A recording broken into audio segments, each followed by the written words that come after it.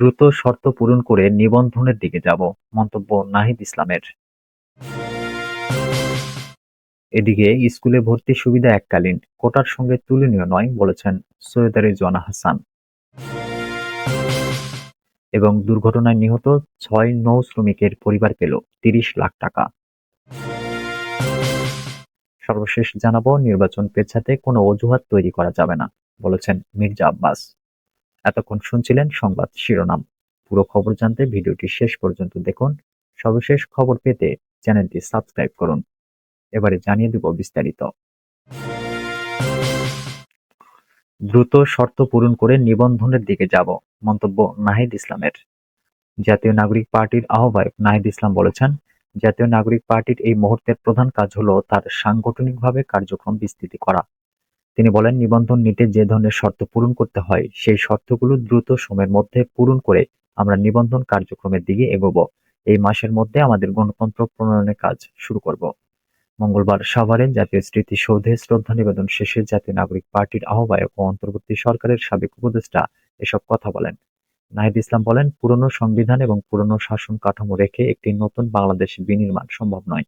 কেবলমাত্র সরকার পরিবর্তন করে আমাদের জনগণের যে কল্যাণ সেটি সম্ভব নয়, প্রকৃত গণতন্ত্র বাস্তবায়ন সম্ভব নয়।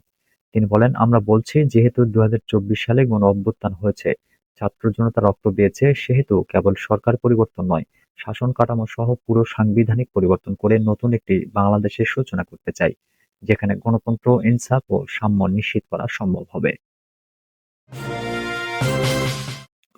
স্কুলে ভর্তির সুবিধা এককালীন, কোটার সঙ্গে তুলনীয় নয় বলেছেন সৈয়দা রিজওয়ানা হাসান। জুলাই-আগস্ট গণ-অভ্যুত্থানে আহত ও শহীদ পরিবারের সদস্যদের স্কুলে ভর্তির সুবিধা এককালীন, এটি কোটার সঙ্গে তুলনীয় নয় বলে জানিয়েছেন পরিবেশ, বন ও জলবায়ু বিষয়ক উপদেষ্টা সৈয়দা রিজওয়ানা হাসান। মঙ্গলবার রাজধানীর ফরেন সার্ভিস একাডেমিতে এক মিডিয়া ব্রিফিংয়ে তিনি এসব কথা বলেন। সৈয়দা রিজওয়ানা হাসান বলেন, গণ-অভ্যুত্থানে আহত প্রায় ১২,৫০০ জনের পরিবারের জন্য স্কুলে ভর্তির ক্ষেত্রে এটি একটি এককালীন সুবিধা হিসেবে থাকবে। ক্ষতিগ্রস্ত পরিবারের যে এককালীন সহায়তা দেওয়া হচ্ছে তারই একটা অংশ হিসেবে এটা বিবেচনা করা হচ্ছে। কোনোভাবেই এটি কোটার সঙ্গে তুলনীয় নয়। পরিবেশ উপদেষ্টা জানান, এখন পর্যন্ত ২২টি উপদেষ্টা পরিষদ বৈঠক অনুষ্ঠিত হয়েছে। বৈঠকগুলোতে মোট ১৩৫টি সিদ্ধান্ত গৃহীত হয়েছে। তার মধ্যে ৯২টি সিদ্ধান্ত বাস্তবায়ন হয়েছে। বাস্তবায়নের হার ৬৮.১৬%, যেটা বেশ ভালো একটা হার। উপদেষ্টা আরো বলেন, আরেকটি সিদ্ধান্ত হয়েছে জনস্বাস্থ্য বিবেচনায়। জনস্বাস্থ্য রক্ষায়, অসংক্রামক রোগ নিয়ন্ত্রণে মোড়কজাত খাবার ও পানীয়ের মোড়কে চিনি, লবণ ও স্যাচুরেটেড ফ্যাটের পরিমাণ বিশ্বের অনেক দেশে পণ্যের গায়ে লেখা থাকে, যাতে যারা ওই খাদ্য গ্রহণ করছেন তারা সেটা জেনেই গ্রহণ করেন। সিদ্ধান্ত হয়েছে যে বৈশ্বিক মানদণ্ডের সঙ্গে সামঞ্জস্য রেখে আমরাও বাংলাদেশে এই প্রক্রিয়া শুরু করব। দুর্ঘটনায় নিহত ৬ নৌ শ্রমিকের পরিবার পেল ৩০ লাখ টাকা।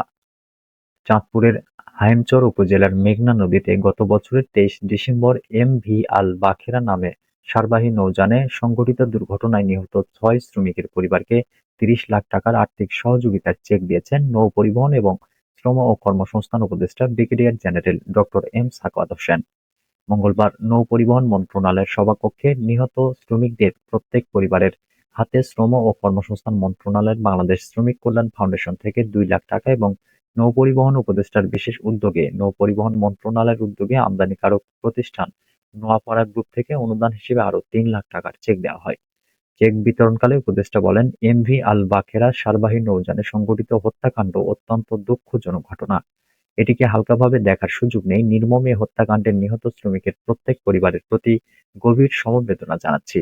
মানবিক কারণে ক্ষতিগ্রস্ত প্রত্যেকটি পরিবারকে ৫ লাখ টাকা করে আর্থিক সহযোগিতা দেওয়া হচ্ছে। এ সময় তিনি ক্ষতিগ্রস্ত পরিবারের মধ্যে উপযুক্ত ব্যক্তিকে মন্ত্রণালয়ের পক্ষ থেকে প্রয়োজনীয় প্রশিক্ষণ দেওয়া এবং কর্মসংস্থানের ব্যবস্থা গ্রহণের জন্য সংশ্লিষ্ট কর্তৃপক্ষকে নির্দেশনা দেন। নির্বাচন পেছাতে কোনো অজুহাত তৈরি করা যাবে না বলেছেন মির্জা আব্বাস। নির্বাচন পিছিয়ে দেওয়ার জন্য অজুহাত তৈরির পাঁয়তারা চলছে বলে মন্তব্য করেছেন বিএনপির স্থায়ী কমিটির সদস্য মির্জা আব্বাস। তিনি বলেছেন, কিছু কিছু লোক নির্বাচন প্রক্রিয়া পিছিয়ে দেওয়ার জন্য, নির্বাচন না করার জন্য একটা অজুহাত তৈরির পাঁয়তারা করছে। এতে দেশি বিদেশি চক্রান্ত কাজ করছে। বাংলাদেশ যদি অস্থিতিশীল হয়ে যায় অনেকেরই ক্ষতি হবে। নির্বাচন যারা পিছিয়ে দিতে চাচ্ছে তাদের ক্ষতি হবে। নির্বাচন প্রক্রিয়া পেছানোর জন্য কোনো অজুহাত তৈরি করা যাবে না। রাজধানীর ইউনাইটেড হাসপাতালে চিকিৎসাধীন বিএনপির মহাসচিব মির্জা ফখরুল ইসলাম আলমগীরকে দেখতে গিয়ে মঙ্গলবার দুপুরে মির্জা আব্বাস সাংবাদিকদের এসব কথা বলেন।